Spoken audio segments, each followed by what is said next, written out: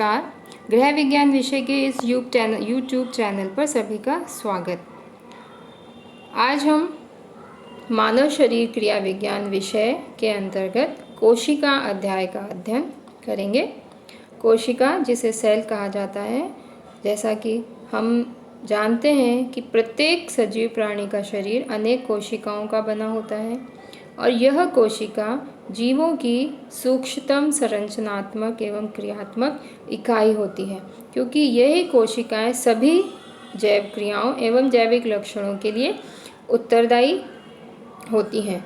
कोशिकाएं अपने आकार और प्रकार में अत्यंत ही छोटी और एक दूसरे से भिन्न भी होती हैं और इन कोशिकाओं को हम माइक्रोस्कोप द्वारा ही देख सकते हैं।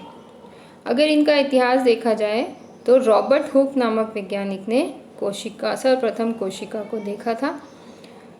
कोशिका की संरचना को सूक्ष्मदर्शी द्वारा देखने पर इसके अंतर्गत कुछ कोशिकांग दिखाई देते हैं। इसमें कोशिका झिल्ली, कोशिका द्रव, केंद्रक, इसके अतिरिक्त माइटोकॉन्ड्रिया, गोल्जिकाए, लाइसोसोम, ये सभी संरचनाएं इसके अंतर्गत दिखाई देती हैं। तो हम अध्ययन करते हैं कोशिका की संरचना का। जैसा कि चित्र में आप देख रहे हैं, यह एक प्राणी कोशिका का चित्र है। इस कोशिका में सर्वप्रथम बाहर की तरफ कोशिका झिल्ली है। यह कोशिका झिल्ली कोशिका को सुरक्षा प्रदान करती है। इसके अतिरिक्त कोशिका के अंदर अनेक प्रकार के कोशिकांग आपको दिखाई दे रहे हैं। इन कोशिकांगों का एक एक करके विस्तार से हम अध्ययन करेंगे। ऊपर से कोशिका झिल्ली, कोशिका द्रव, सेंट्रोसोम, गोल्जी बॉडी, केंद्रक, अंतःप्रद्रवी जालिका, केंद्रक झिल्ली, लाइसोसोम, क्रोमेटिन जालिका, केंद्रक, लाइसोसोम, माइटोकॉन्ड्रिया, राइबोसोम और रिक्तिका हमें इस कोशिका की संरचना में दिखाई दे रहे हैं। अब हम एक एक कोशिकांगों को विस्तार से अध्ययन करते हैं। तो कोशिका की संरचना में सर्वप्रथम हम अध्ययन करते हैं कोशिका झिल्ली का। कोशिका झिल्ली सबसे बाहरी रक्षात्मक आवरण है, जिसकी मोटाई लगभग 10 मिलीमाइक्रोन होती है और प्राणी शरीर की जो कोशिका झिल्ली है, ये अर्धपारगम चयनात्मक झिल्ली कहलाती है, क्योंकि इस झिल्ली के द्वारा विशिष्ट यौगिकों, अणु एवं आयनों का आदान प्रदान होता है। और जब इसका रासायनिक विश्लेषण किया गया तो ये पाया गया कि यह झिल्ली 50% लिपिड, जिसके अंदर फॉस्फोलिपिड और कोलेस्ट्रॉल मुख्य होते हैं, और 50% प्रोटीन से मिलकर बनी हुई होती है।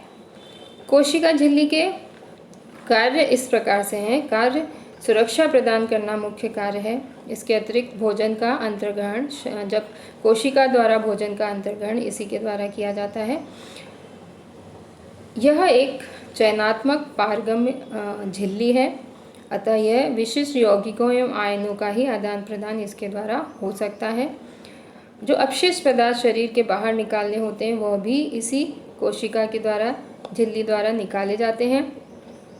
इसके अतिरिक्त ये बाह्य संवेदनाओं को ग्रहण करने का कार्य करता है। अंदर की वस्तुओं को बाहर आने से रोकने का कार्य करता है। अन्य कोशिकांग के अंतर्गत आज हम अध्ययन करेंगे केंद्रक का।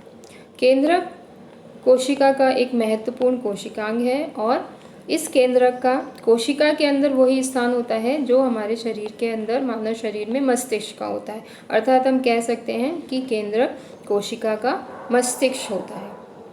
यह कोशिका द्रव के में मध्य भाग पर एक ठोस सुस्पष्ट गोलाकार और अंडाकार संरचना के रूप में स्थित होता है। इसके चारों तरफ भी झिल्ली पाई जाती है, जिसे केंद्रक भित्ति कहते हैं, और इसके अंदर का द्रव पाया जाता है, जिसे केंद्रक द्रव कहा जाता है। और यह केंद्रक द्रव अर्धपारदर्शी, अर्धद्रवी, गाढ़ा, लसलसा पदार्थ होता है, जिसके अंदर प्रोटीन, न्यूक्लिक अम्ल, फास्फोरस आदि जटिल कार्बनिक यौगिक इसके अंतर्गत पाए जाते हैं।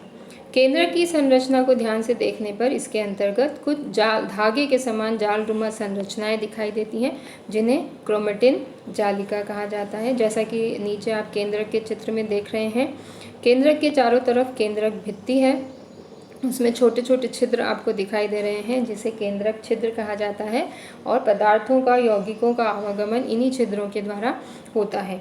इसके अंतर्गत धागे नुमा संरचनाएं दिखाई दे रही हैं, जिसे क्रोमेटिन जालिका कहा जाता है। यही क्रोमेटिन जालिका विभाजन के समय गुणसूत्र के रूप में दिखाई देती है, और यह गुणसूत्र मानव शरीर में 46 गुणसूत्र पाए जाते हैं, जो युग्म के रूप में उपस्थित होते हैं। तो युग्म की अगर बात की जाए तो 23 युग्म होते हैं और 46 क्रोमोसोम संख्या में पाए जाते हैं। नीचे अब एक और आप चित्र देख रहे हैं, गुणसूत्र की संरचना है। गुणसूत्र के अंतर्गत जीन्स पाए जाते हैं, और यही जीन्स में डीएनए पाया जाता है। यही डीएनए आनुवंशिक गुणों को एक पीढ़ी से दूसरी पीढ़ी में ले जाने का कार्य करते हैं, अर्थात यह आनुवंशिक वाहक होते हैं, आनुवंशिक गुणों के वाहक होते हैं। तो आज इस अध्याय में हमने अध्ययन किया कोशिका, कोशिका के कोशिकांग, कोशिका झिल्ली और केंद्रक। अन्य अध्याय में हम कोशिका के अन्य कोशिकांगों का अध्ययन करेंगे। धन्यवाद।